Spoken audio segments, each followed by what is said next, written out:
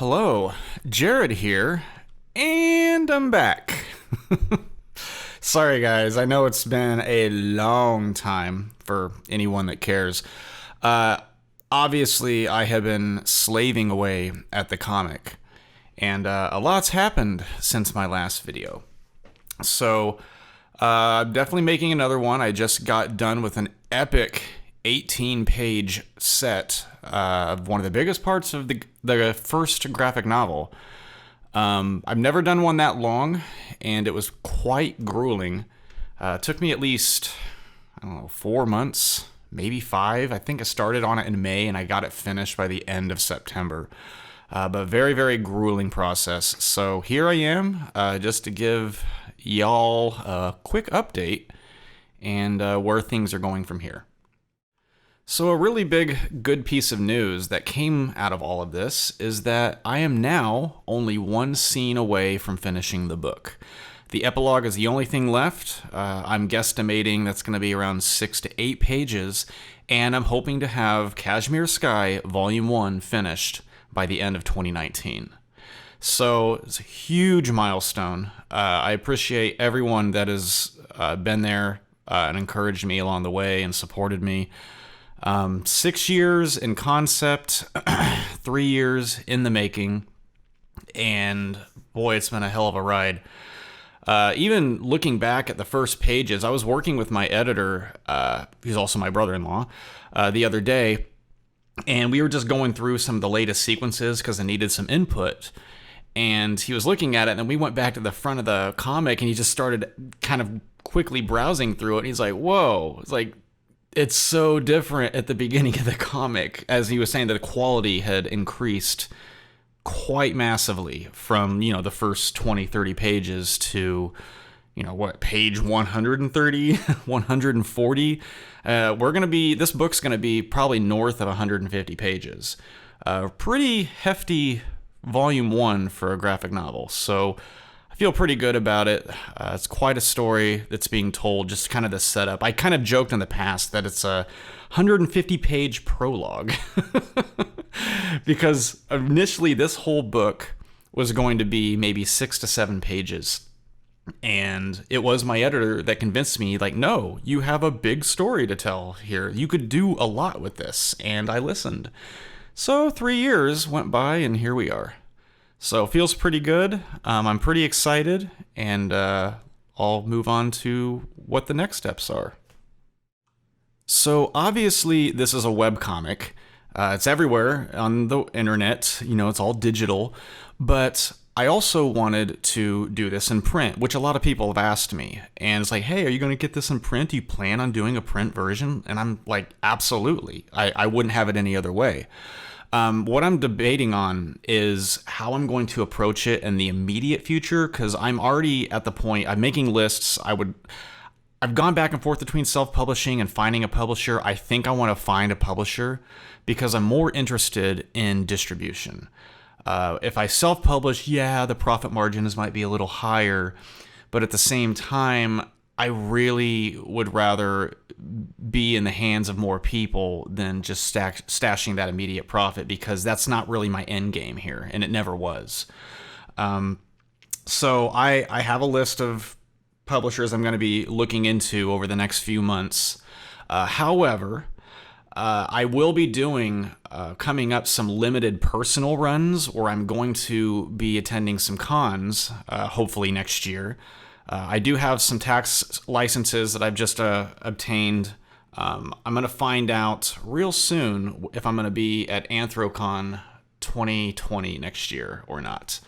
But I will be applying for that. And if I go, then there will definitely be some limited actual print runs for that, but self-published. But it's not that I am self-publishing. It's just kind of that gate, that first steps to the gate. But that's not really my desired end goal. So regarding that, I've kind of joked with myself. For anyone that's ever played Diablo, or for me it was Diablo 3 was my big game a few years back. I had a lot of fun with it. But like with comics, or at least with this process that I'm going through. Like in the game, once you hit level 60, a lot of people will say that's actually when the game begins. That's when it really opens up and you can start doing the big quests and the looting and the huge gear upgrades, and you can go places you never were able to go before. So that's why I kind of laughed to myself, is the real game changer, where the game really starts, is when I finally finish and complete a book. I'm going to have a actual book. And that, I am hoping, opens up tons of pathways that allow me to explore like a new, I don't know, just a new world. It expands the journey, whatever you want to call it. But I mean, that's going to involve me going to more cons, actually meeting people in person, and whatever it takes, But it's pretty exciting, but also pretty nerve-wracking. I'm primarily an introvert, but I can play a fake extroverted game pretty convincingly, at least for a short amount of time before my tank runs low. But it's a little scary, and I'm sure I speak for a lot of people that's ever done that for their first time. So like all the videos that I've done in the past where I show parts of the comic or the things that I've been working on, I have to do this one a little bit differently because it's kind of the big parts of the book and I can't reveal too much.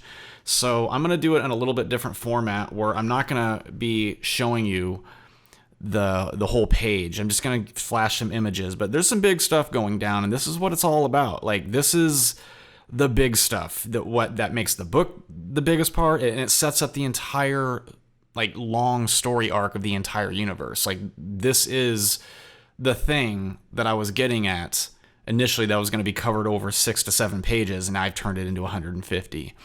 It's been a little bit of discovery writing, but I mean, I'm showing them to you right now, but I don't know. I've never done it to this way. I've been trying to do action better. I'm trying to do tension better. There's definitely been script rewrites. I'm still adjusting scripts. My editor steps in and says, I'd change that. I'm like, I'm listening.